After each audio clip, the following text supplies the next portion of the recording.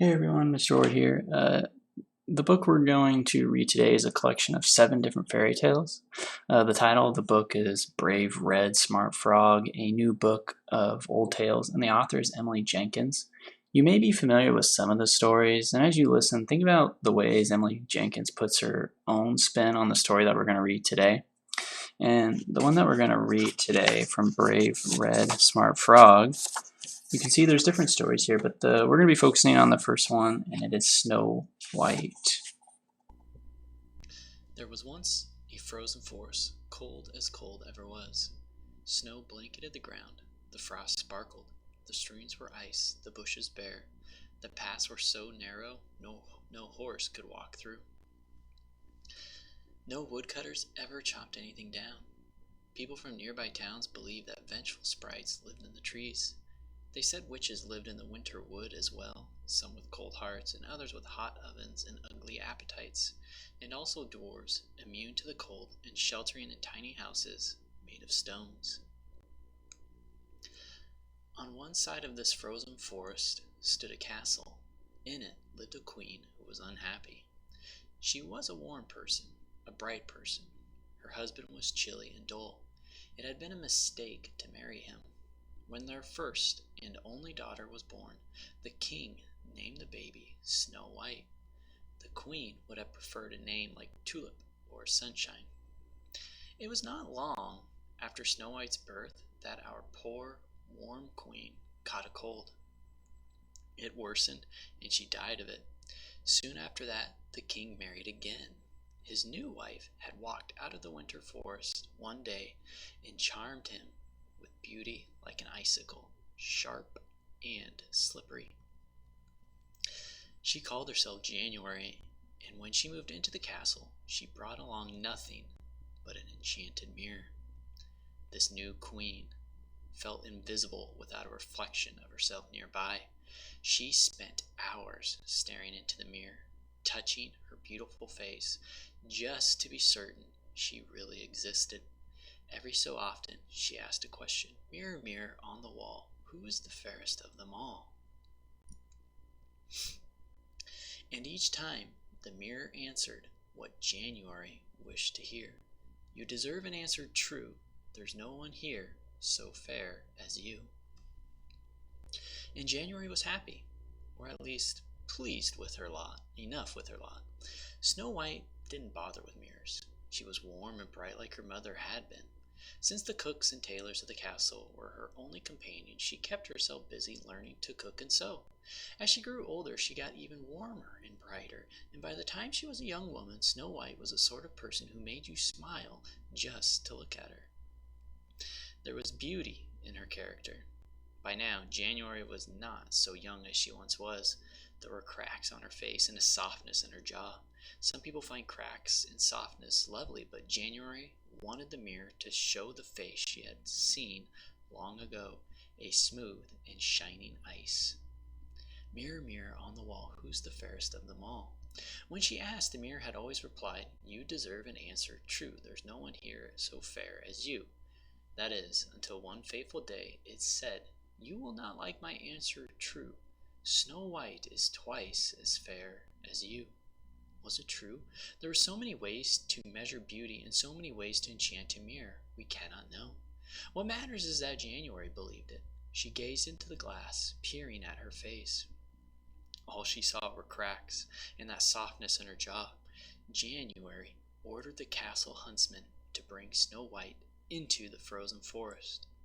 When they were when they were far from home, he was to kill her and cut out the warm, bright heart that beat in her chest. January planned to eat it. Yes, to eat the heart.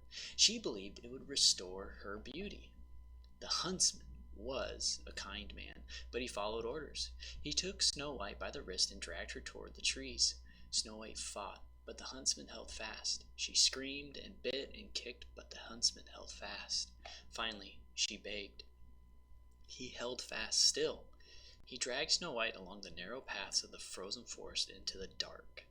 But then, when they were far from home, he let her go. He would cut out a wolf's heart, he told her, and bring that to the queen instead. Snow White thanked him. He left her alone. The bare branches of the trees clicked across one another. Snow White shivered and crossed her arms around her body. She could feel the cold through the soles of her boots. She began to walk, and the eyes of hungry creatures followed her. But luck was on her side. It was only minutes before she came upon a tiny house built of stones. She stepped inside without knocking and shut the door behind her. Inside, the ceiling was so low. Snow White could only just stand up. "Hello, is anyone home?" There was no answer. "Hello?" Her eyes adjusted to the dark. She was in a kitchen. Burnt pots and scorched pans sat on the counters. Stacks of dirty plates were piled on the table. A smell of singed meat and overboiled cabbage hung in the air. In the living room, dust and spilled sugar covered the tables. In the bedroom, Snow White found 7 tiny beds, all with the bedcloths crumpled at the bottom. Tiny slippers and worn pairs of pajamas littered the floor. The bathroom was too unpleasant to describe. She rested and warmed herself and waited for the owners to return home. No one came. A storm began to blow outside. With nothing else to do, Snow White cleaned the kitchen, and then the living room, the bedroom, and finally, the bathroom. She mended the holes in the pajamas with a bolt of cloth she found in a closet. She roasted a joint of meat and cooked up a cabbage, one without burning and the other without overboiling. She was just pulling the meat from the oven when 7 dwarves rushed inside. The snow stormed in behind them until they shut the door. They were all men, very small and squat, only so high as Snow White's knees. They wore no coats, no hats, no winter gear at all. Who's the tall one? What's she doing here? Is she a witch? She won't tell you if she is. Why is it clean? She cleaned it, Noodle. Why would she clean it? Humans like clean. Witches like clean too. What smells good? The witch cooked. She's not a witch. She cooked our meat. She cooked our cabbage. Witches cook. Don't eat their food. She's not a witch. How can you tell? I feel it in the bones. Stop it with the bones. The bones don't lie. Shut it, you. She's not a witch. The other 6 dwarves must have believed the one who felt it in the bones, for they all took off their boots and walked into the kitchen in sock feet. They said nothing but sat down at the table, each grabbing a fork and plate on the way. Snow White looked at the dwarves. The dwarves looked at Snow White. Then one of them stood up. Moving slowly, he dragged an armchair from the living room over to the kitchen table. "Sit down," he said, "and eat with us." That is how Snow White came to live with the 7 dwarves of the frozen forest. They were strange little men, not exactly human. They were rotten cooks but good hunters, and kept stores of potatoes, cabbages, and carrots in a shed out at the back of their tiny stone house. They didn't mind the cold, couldn't read, argued constantly, and spent their days mining coal from deep below a mountain some miles away. Snow White didn't tell them where she'd come from. It was too sad for her to talk about. Instead, she made their house warmer and brighter, keeping it clean and teaching them how to cook so that things didn't burn or get overboiled. The 8 of them lived like that together for some weeks. Snow White learned their names and darned their socks. The house was filled with laughter and friendship. Back in the castle, the king did not even notice his daughter was gone. January had eaten the wolf's heart. It was happy again, or at least pleased enough with her lot. That is, until the day she thought to ask again, "Mirror, mirror on the wall, who is the fairest of them all?" And the mirror replied, "You will not like my answer true. Snow White is still more fair than you." At this, January knew the huntsman had deceived her. It was not hard for her to guess where Snow White had found shelter. January knew the forest well. She went to the marketplace and bought a basket of red apples. Each one she rubbed with poison. Then she disguised herself with a hooded cloak and walked quickly into the winter woods. The dwarves were working at the mine. Snow White was home alone. She hadn't eaten fruit in several weeks. She hadn't left the stone house, so cold was the forest. When the apple seller knocked on the door of the stone house, Snow White wrapped herself in a blanket and answered the door. "Sweet apples, fresh apples," croaked January. "I'm sorry I have no money," Snow White told the hooded figure. "You could make a pie," said the seller, holding up a shiny red apple. Snow White would love a pie. The house would fill with the smell of warm fruit and sugar. I can't, she answered. I have nothing to give. Take one for yourself, then, said the seller. To eat, a gift. Thank you. Snow White took the apple and bit into it gladly. Won't you come inside to warm yourself? Oh, I'm not cold, the apple seller said, and Snow White paused. Not cold? How could that be? Any true human would be freezing. She thought no more, asked no questions. The poison had begun to work. Snow White collapsed lifeless into the doorway. January threw off her cloak and pulled a knife. She would have the heart. She would. She would eat it and regain her beauty. Knife drawn, she bent over Snow White, but was stopped by the sound of the 7 dwarfs, shouting and running at her, waving picks and mining lamps. Witch, they yelled, witch for sure, I feel it in the bones. The dwarfs chased January through the forest, swinging their axes and hurling stones. She ran and ran, but not fast enough.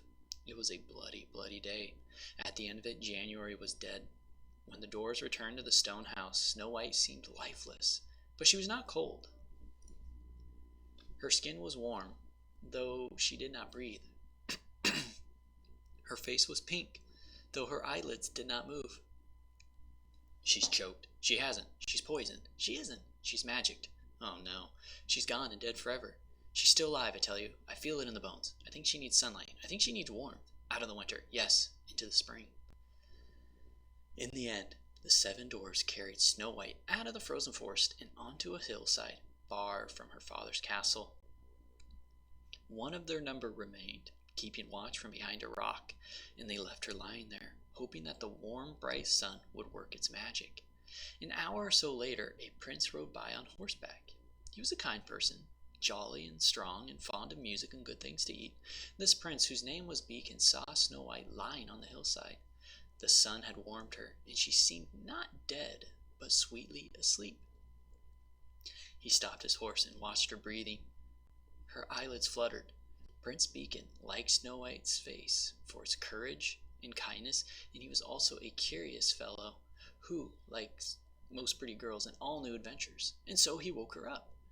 Now, some kisses break enchantments, and other kisses begin them. Beacon's kiss was the second kind, not the first. Snow White woke to bright sunshine and a friendly face. A new life was what she needed.